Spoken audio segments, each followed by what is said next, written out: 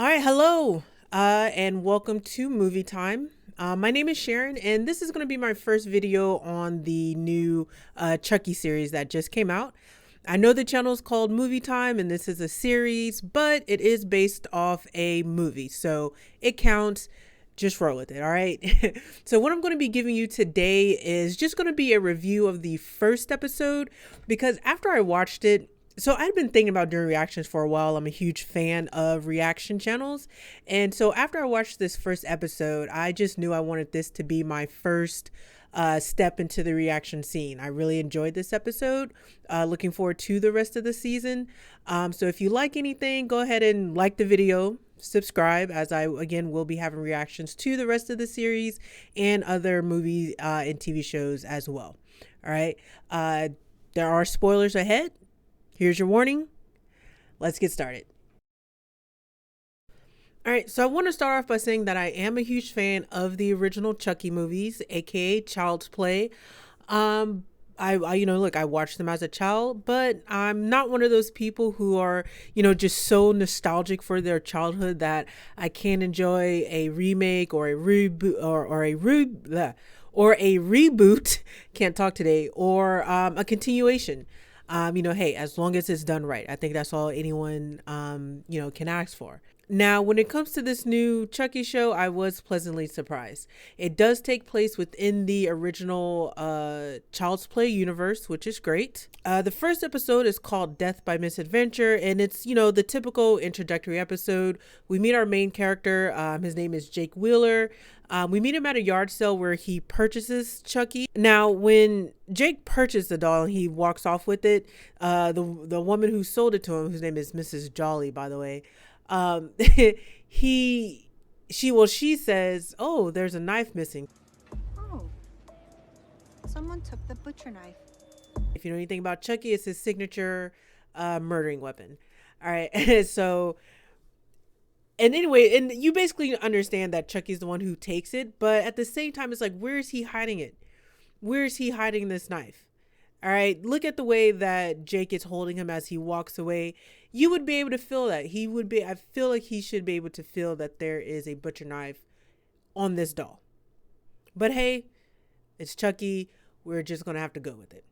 So while he's walking home, Jake is listening to this podcast, which is ran by this kid from his school, who we also later learn Jake has a bit of a little crush on, right? But we get from it that Jake lives in the town that Charles Lee Ray is from. And for those of you who do not know, Charles Lee Ray is the serial killer who put his soul into a good guy doll. So Jake gets to his room and it just screams serial killer. I mean, look at this. As soon as I saw this room, the first thing I thought was Chucky is going to Chucky is going to make him into a serial killer. Like they're really going to become best friends. And then I also thought of Sid from Toy Story. And so he's building this mega doll that looks like a person, but of doll pieces. And he wants to use Chucky's head. He's like, oh, two heads are better than one. And so he starts to try and rip Chucky's head off, and it doesn't come off. All right. It does not come off at all, which from the original Child's Play, so when Charles Lee Ray puts his soul into the body, there's a limited amount of time he can stay in there before he becomes fused and can never leave. And so that's basically what happened. So you can't take anything off of him. And so Jake goes to get a knife. He's getting ready. He's like, I'm going to cut this head off. And it's kind of the first time you really see Chucky move. He just kind of raises his hand, flexes. I think his eyes move. But Jake's dad comes in and Chucky puts his hand down. So Jake lives with his dad. His mom is dead and they are broke. We learn this through the dad telling Jake that he can't scrape together $1,000 for some art camp that Jake wants to go to. And I don't get it. The kid is doing it already. I don't know what he needs to go to an art camp for. He's on the right track without it. But the dad says this line about him looking more and more like his mom, and Jake plops down, all sunken, next to a picture of his mom, just so that we are clear that his mom is dead. Jake's cousin comes over, which is his uncle, his dad's brother, and the uncle is played by the same actor who plays the dad. And I just thought that was a very interesting way, or it's a cool way when they say to save on money to have one person, to do both roles. So anyway, they come over. There's tension in the air. The dad is the uncle's rich, dad is drinking, and Jake's cousin, who is Junior, they're just going back and forth. Cousins, Junior's being a bit of a dick. He's trying to make fun of Jake for being gay. And Jake's dad clearly does not like the thought of Jake being gay. Would you give it a rest? He's 13 years old. He doesn't know what he is. So after dinner, Jake, I guess, sees his cousins off, and he's outside calling for his cat, who, he's dead. Because earlier, I actually can't remember if I even mentioned it. So yeah, Jake has a cat. The cat is being all weird because obviously he can sense something's up with the doll, but he's not behaving like a cat should behave, because he's rubbing, but there's hissing noises. And I'm just like, that's not how a cat would act. I own a cat. He's in the window back here. Cats do not hang around things they don't like. All right, they're going to run away and hide. So while Jake's outside trying to call this cat, which I don't know why he thinks the cat is outside, actually, he hears this noise, runs inside, and in a drunken rage, his dad is taking a bat to his artwork. And hey, this really breaks Jake's heart. It was really sad. It's a bit dramatic, I think. But I know the feeling of being into something that other people may not like or understand or think is cool or whatever, but you're really into it, and to literally just have it destroyed in front of you, I probably would have reacted the same way. I probably would have burst into tears, but I probably would have started hitting. I don't care if it was a parent. How dare you? You know how hard I worked? You know how many dolls I had to, Jake even says he had to, he finds them in dumpsters or Goodwill or something. He just gets whatever he needs, and his dad destroyed it. All right, so on the next day, Jake, in his mind, decides that he's going to fund the camp himself, which he should, He looks up and finds out that Chucky is worth $1,500. And what I don't get, how did this woman sell this doll that's worth $1,500? You never sell anything before looking up if it's worth anything. I mean, come on. You live in the town where Charles Lee Ray is from. All right? Those murders were popular. In the Chucky murders, from the movie Child's Play with Andy and all that. Those things made the paper. You had to know about that. How do you just sell a good guy doll? All right? Listen, people. Don't sell something before you look up to make sure that it's worth something. All right? This woman just gave up $1,500 for $20. So Jake puts Chucky up for sale, and it's not made clear. I don't know why. Maybe, looking back, maybe it's because his dad destroyed his other stuff, but he takes Chucky to school with him. All right, he carries him on the bus. Kids are laughing and making fun of him and everything, and it's just why are you bringing that on the bus, though? Not that justifies it. I'm just saying, why is he bringing it on the bus? That's the question. They go off to class. They all have biology together, where they have to dissect a frog. All right, and Jake is squeamish. He's not a fan of blood, but the teacher has him do it anyway. He makes one cut, blood comes out, and he pretty much has a panic attack. Chucky, on the other hand, is getting off on this. His eyes dilate. There's just this craze, smile. He has this look on his face, and you're just he's horny for this blood or something. So Jake is over there having his panic attack. When he turns back around, the frog has been filleted open. I mean, I'm talking Hannibal style. And then so while this is happening, everyone in the classroom starts getting a notification, and it turns out that Lexi made this GoFundMe page because Jake is poor. Of course, he gets laughed at. Teacher has Lexi stay behind. But before he leaves, Jake asks the teacher to hold on to Chucky until he can sell it. And, she's a cool teacher, so she agrees. And so the teacher berates, I won't say berates, but she has she tries to have a talking to the Lexi who's just not hearing it, I think we've all known people like that who, they're just too arrogant for their own good, and that is definitely Lexi. And so Lexi mounts off. The teacher goes to get the principal, leaving Lexi alone with Chucky. And boy, oh boy, did I wish that he was able to kill her. But he doesn't. I do like this little drop down here. It's just, and the laugh, the classic Charles laugh, like the classic Chucky laugh, I should say. And he does it, and she like freaks out because he's like by the door all of a sudden being all weird. And then the teacher comes in, knocks Chucky over. Oh, and the girl drops her phone, by the way, and she's so freaked out. She's just like, give it to me later. So next, Jake is at lunch, and the kid who runs the podcast that we listened to earlier, whose name is Devin Evan, by the way. Devin Evan, and I will be saying his first and last name every time I say it. So there. So Devin Evan comes over and it's basically like, hey, Jake, you want to come on my podcast? And for a second, Jake is all excited because, again, he has the hots for Devin Evan.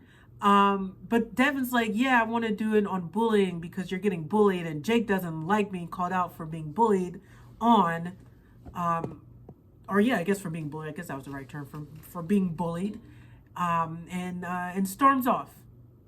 Which I get to one extent, like, yeah, hey man, don't bring that up. I know I'm being bullied. I know everyone knows I'm being bullied. We don't need to, really discuss this. Yeah, so Jake goes home and he has a message from someone who is really interested in the Chucky doll. And Jake messages the stranger his number, and the person calls him right away. Is being all mysterious, like, yo, where's the doll? Jake is like, it's locked up. And then the person asks if his name is Chucky. And this is important because the good guy dolls, when they were first made, they were each given their own names. So when you got yours, one could get Phil, one could get Tommy, Brad, whatever. And the one that Andy got was named Chucky specifically. Now, I don't think his name was originally Chucky. I think that's just because Chucky is a nickname for Charles. So I'm assuming, you can say Chuck or you can say Chucky, and he decided to go with Chucky since he was a doll. So he's a kid-friendly serial killer. I don't know. And so Jake does a bit more research on it. They show some articles from the original Child's Play and all that. And Jake goes downstairs to talk to his dad, and his dad pulls out Chucky. He's like, hey, look what I found in the bathroom. And again, I'm just like, I know it's a movie. I mean, I know it's a show and it's horror and you're just supposed to, and we're rolling with it. But come on, how does a doll that was locked in the closet, all right, we saw her lock it. How is a doll that was locked in a closet not only gets out, walks out of school, walks across town, gets in the house? What? But we just go with it, right? We just go with it. It just is. All right. It just is. So Jake takes Chucky upstairs because the guy was like, oh, did you check him for batteries? Because that's the big thing, is that he never has batteries. And so, of course, Jake checks him, no batteries, freaks out. And instead of burning him, as he should, as we all should, if we find out that a doll, by the way, I did a count. All right. Chucky talks in front of Jake twice, prompted by Jake himself, and then just twice to it, like when he first talks and something else. How do you not just burn that? How do you just dump it in the trash? Not only that, you left that doll at school and it ended up in your home. You're already suspicious that Charles Lee Ray is in there, right? And you just throw him in your dumpster. You just throw him in your dumpster. Moving on. All right, so right after this, we go to a talent show that was never mentioned. Hey, I'm on the talent show tomorrow. You should come. Like, at all. I went back. I didn't even see any, flyers or anything. Hey, I'm on the talent show tomorrow. You should come. In the hallways. So they go so Jake's at this talent show, and the first person we see is Devin Evan. He's doing a nice little piano recital on stage. you know, all cute and everything.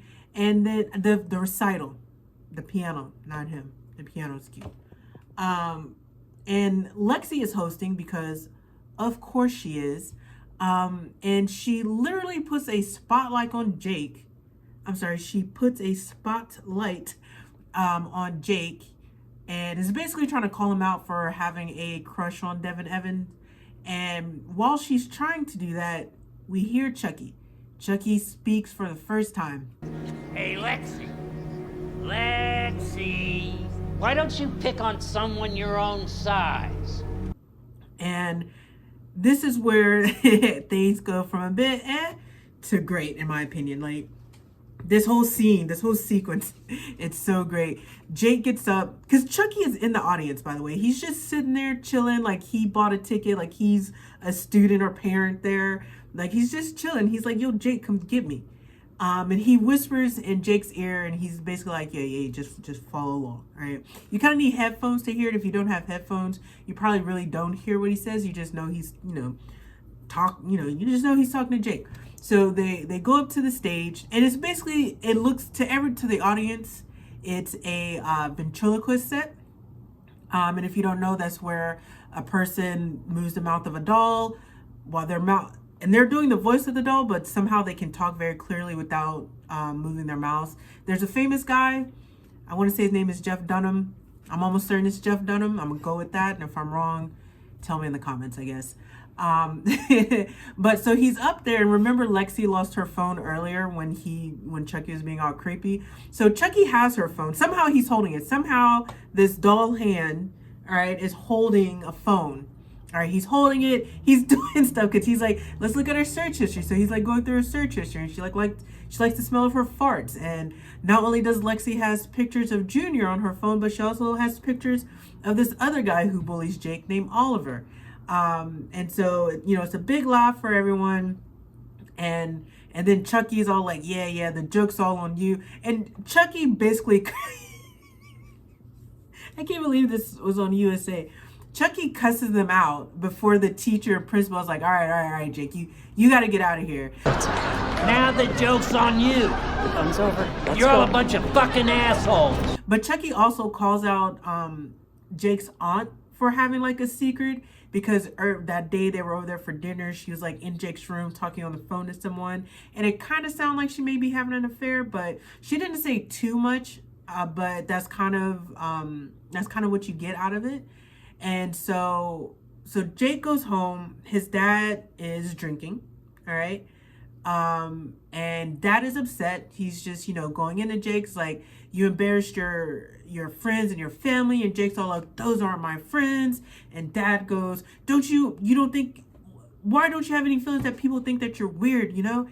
And Jake's like, you don't care that people think I'm weird. You only care that, you know, people think that I'm gay, or people know that he's gay. And, you know, this bit gets physical. The dad threatens Jake's life. And the whole time, by the way, Chucky is seeing this, right? Chucky is seeing this.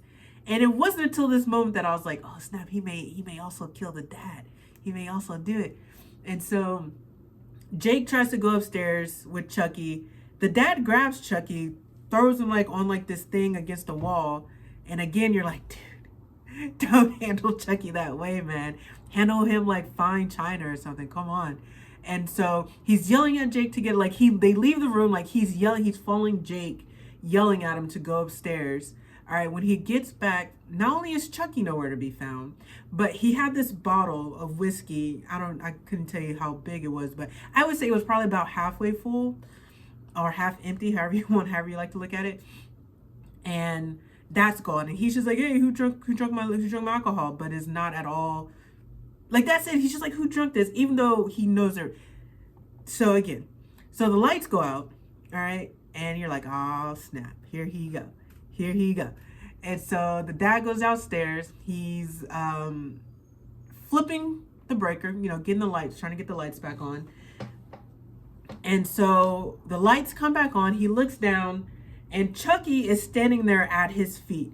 And I feel like no one ever has the appropriate reaction to seeing a doll somewhere that a doll definitely should not be standing on its own. He's just like, you know, huh? And Chucky, Chucky throws up Chucky drank, we know Chucky drank the alcohol, right? So he throws it up onto the dad's feet, because by his feet he had these Chucky exposed some wires, and basically the dad gets electrocuted, and the look on Chucky's face is hysterical. This dude gets off on murdering people, like legit. Look at his face. He legit gets off on it. And so Jake is upstairs, you know, the lights are going off, so he runs downstairs, finds his dad dead, and there's this cool strobe light effect. I don't know if you've ever been to the club when this happens, where they do the light on and off really quick, so it looks like you're like stop motion type of stuff or whatever. And so it does that with Chucky. You know, it was really cool. So police come, Jake is questioned, you know, it's kind of weird. His uncle comes to pick him up. The police detective, you can tell she doesn't fully buy it. You can tell that she thinks that there's more to the story. And so Jake's uncle takes him home. His cousin has a really funny reaction to him coming. But I feel like, at first I was like, that's your reaction, your uncle's dead? But not everyone's close to their family. I get that. And so Jake goes to his room. His aunt asked him about, you know, the talent show thing, and he's, you know, about her specifically. And he's like, oh, no, you know, I was just trying to be funny. I didn't mean anything by it. And so when they're finally alone, Jake is all, you know, the thing that everyone does to get them in their face, you know, they're like, talk to me. I know you can talk. It's what I do with my cat all the time. I was like, I know you can talk, JP, just talk to me. And while he's like yelling at Chucky just bitch slaps him, just like, and you're, why is Chucky so strong? He's a doll, and he just bitch slapped this kid, and he stands up. I love the whole scene of Chucky standing up and walking, and talking at the same time, even though his facial expressions are a bit weird, like. Look at these shots. I don't know, it's so funny to me. It's really, really funny. But yeah, so he's talking, he's like, yeah, I killed your dad, I did it for you. And of course, Jake, I didn't mean that. He's like, because Jake says to his dad, when the dad told him that, you know, the dad said to Jake specifically, I'll kill you if you say that word again, because Jake said the F word in relation to being gay. And he said, I wish it was you in that accident instead of mom. So that we find out that his mom died in a car accident. And, you know, Chucky took that to heart, as he does. Chucky takes everything personally, in case you didn't know. And so yeah, he's like, we're in this together. All right. Like, he's like, we're in this together. And I love this last shot, because I was like, yes, that girl needs to die. Lexi needs to go. Now, let's talk about that bitch, Lexi. So hopefully sometime soon she dies. We'll see. But yeah, that was the end of the episode. There's this one shot at the end. So there's this shot at the very beginning where we're seeing from like the point of view of someone small running to this woman, and then it cuts off, and I was like, what was that about? And then at the end you find out that it's Charles Lee Ray as a kid in 1965. So it looks like we're going to be getting to learn a bit about Charles Lee Ray. Yeah. And that's the first episode. All right, so my final thoughts. I really enjoyed this first episode, if you couldn't tell. I really liked it a lot. As a fan of Child's Play, I thought this was a great way to continue it and make it new and fresh. Because I feel like even if you probably don't know about Chucky, you could still enjoy it, because I'm sure they're going to do a lot of at least small explaining and stuff. You know, it wasn't too campy, which sometimes can happen with horror. So that was also a very good aspect of it. The thing that makes Chucky, I wouldn't even say Chucky is like scary horror. Sometimes they did have a few, like I would say the stroke part initially scared me. Like a little bit, like, whoa, because I just wasn't expecting that, which is what horror is supposed to do. I would say it's more maybe suspenseful, I guess, would be the one I would want to use. I cannot wait to see how this plays out, though. I'm curious as to if Jake is going to go to the dark side, because that's that's what I think is going to lead to, just because of the fact that he had the creepy stuff. He's being bullied. You know, his dad was an alcoholic who didn't like him being gay. His mom's dead. He has to now live with a cousin he doesn't like. So these are all things that just kind of lead to him possibly being a bad guy, especially with Chucky being his best friend now. So I can't wait to see it. If you want to see it, oh, also the person who called him, I bet you that was Andy. I'm 99.999%. I'll bet all of you, whoever watched this, $1 that that's Andy who was on that phone. I guarantee it. So if you made it all the way to the end, I appreciate it. If you liked it, give it a like. Again, subscribe. I will be having I will start doing the reactions to the actual episodes now, and I will have that out in maybe a couple days. Really depends on when I have this one out. But yeah, looking forward to it. Again, one last time, hit that like. It does help this video get recommended to other people who may like it, and you know, I really appreciate it, honestly. So thank you. See y'all on the next one.